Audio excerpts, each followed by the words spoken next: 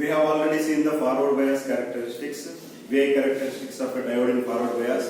Now we are observing the VI characteristics of a diode in a reverse bias. So first we have to connect the diode in the reverse bias. For that I am taking the circuit. This is RPS. Because we are varying the RPS, I am showing with the arrow.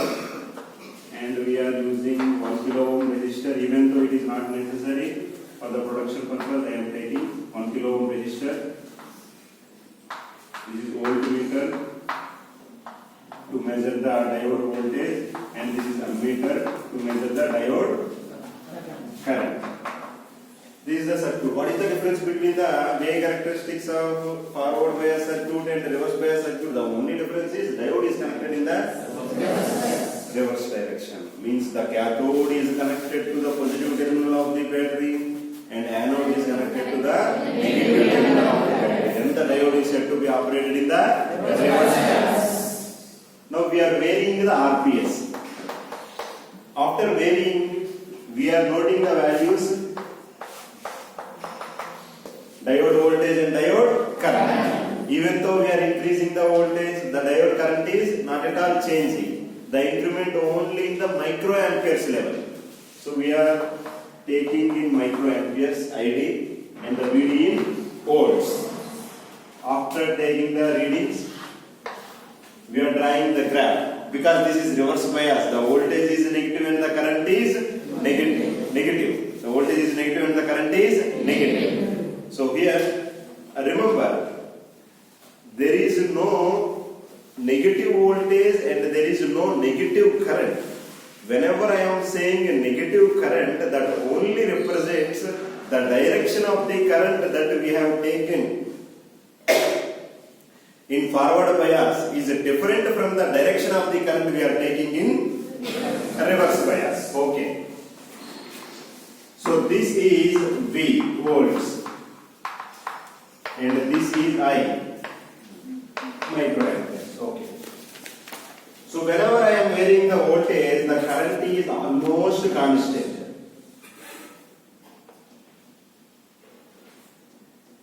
Almost constant. The current is not at all varying. After some voltage, even if we are trying to increment the voltage for 20 volts or 30 volts like that, then after some value, the diode voltage, even though we are increasing, suddenly the diode current starts incrementing enormously. At that time, the diode is said to be in the breakdown, and this voltage at which the current rises sharply is called as breakdown voltage. After breakdown voltage, the diode loses its properties and it stops working like a normal diode. And after the breakdown, if you want to operate again it as in the forward bias condition, it will not operate. It loses its properties. So in the reverse bias, the precaution should be taken that the diode should not be operated after the breakdown voltage. What is the breakdown voltage in the reverse bias? The voltage at which the diode current starts incrementing tremendously. This is called as breakdown voltage. Now we want to know what is the reverse resistance. Reverse resistance RR is equal to delta VR by delta IR. So this is change in voltage by change in current. So we have taken two voltages.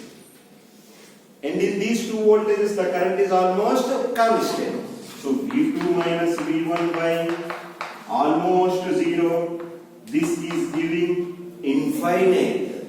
So infinite amount of resistance. When the diode is connected in forward bias, it is showing the few ohms of resistance. And when it is connected in reverse bias, it is showing the infinite. See the wonder. Only one device. We are not changing the device.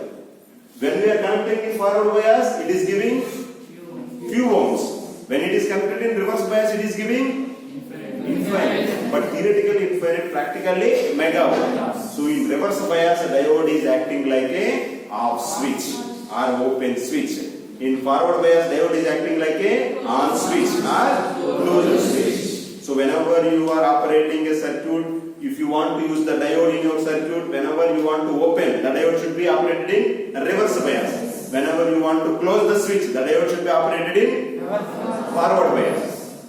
Okay.